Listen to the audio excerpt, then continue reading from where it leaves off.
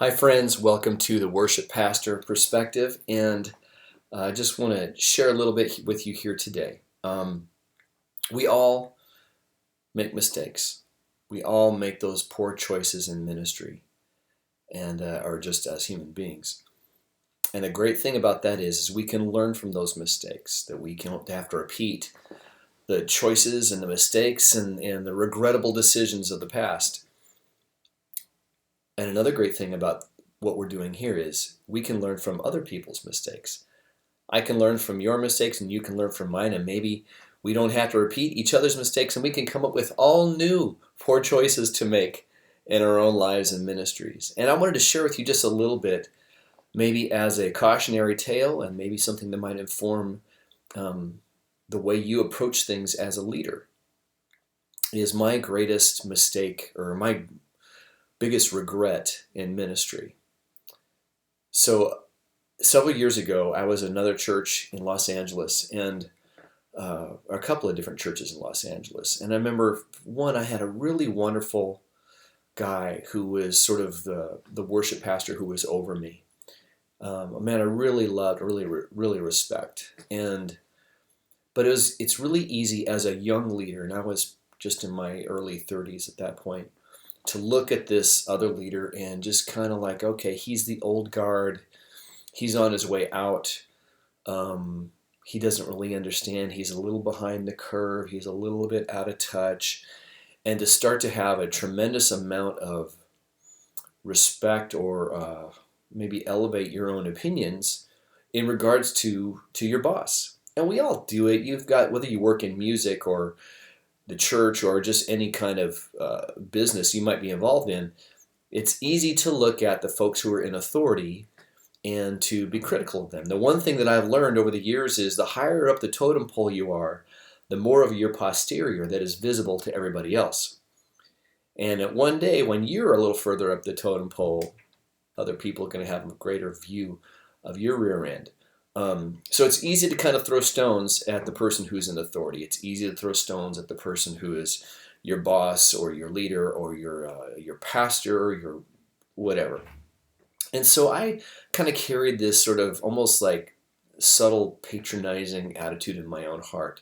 Still, I was a good employee and I liked the guy and I supported him, but it was just one of those things where it was just a little too easy to commiserate with other people when he might make a poor choice, or he might say something that maybe was a little uninformed or a little bit unkind. And then it's easier to just sort of commiserate with the other people around you and just kind of like, instead of having his back, I kind of would like jump on board. I'm like, yeah, well, he doesn't really get it, that kind of thing. Then the next church I was at in Los Angeles had another terrific guy who is the senior guy over me. I was sort of like the worship pastor associate guy. And at this church, they didn't have a contemporary Sunday morning service. I was the Saturday night worship guy, and Saturday night was a contemporary service, and Sunday morning was the blended service, which is choir and orchestra and that kind of thing. And they did a really great job of it, but it seemed to me that it was very clear that this community and this church specifically really needed a contemporary service at prime time on Sunday morning. So I went to him with the idea, and I approached him and just said, hey, what do you think about this? It seems like this is kind of a gimme. It's an obvious choice that needs to be made. And he had some pushback, and basically I just didn't hear what I wanted to hear from him. And that wasn't a bad thing. That was a good interaction, the fact that I went to him. But here was my regret. Because I didn't get the answer that I wanted, I tried to do an end run.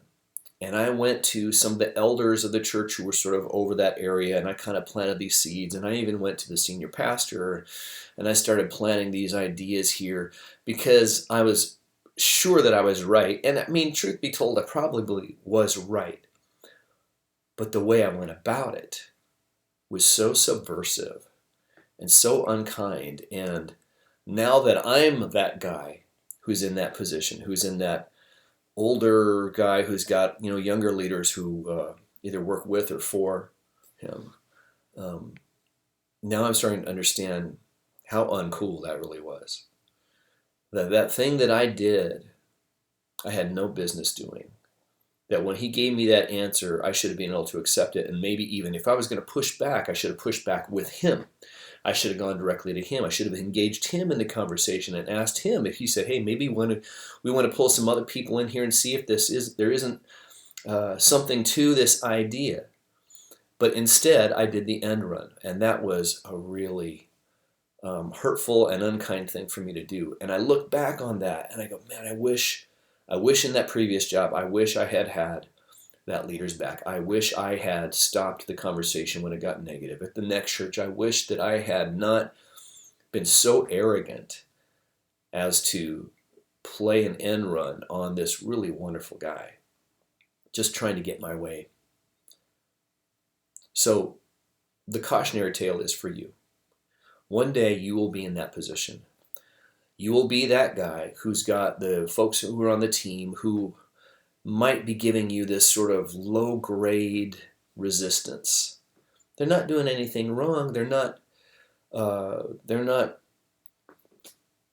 maybe even playing an end run or anything on you, but just that subtle sort of low-grade resistance that wears on your soul as a leader.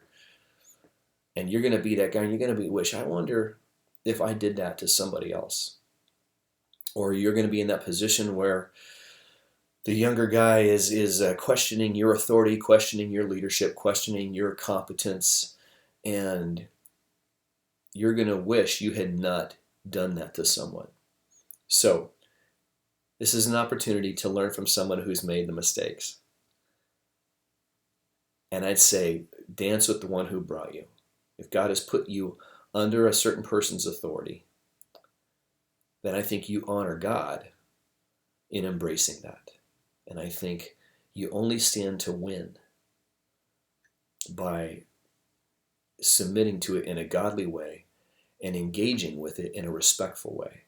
And that doesn't mean you don't have opinions. It doesn't mean that that person can't be wrong. They are going to be wrong. They are going to make mistakes.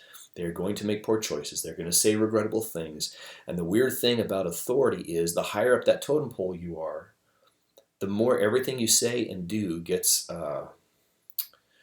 sort of surgically pulled apart and critiqued. And so if you are under somebody's authority, I just would challenge you to do this. Have their back. Be a support. Be an encouragement. And don't make the same mistakes that I made. It's just one guy's story. Hopefully you can pull something from it. Maybe you have something that you could share with the rest of us based on your own experience in this regard. I would love to hear from you. Please go ahead and write any questions or any other ideas in the comments below. But in the meantime, grace and peace to you, dear friends. I'll talk to you next time.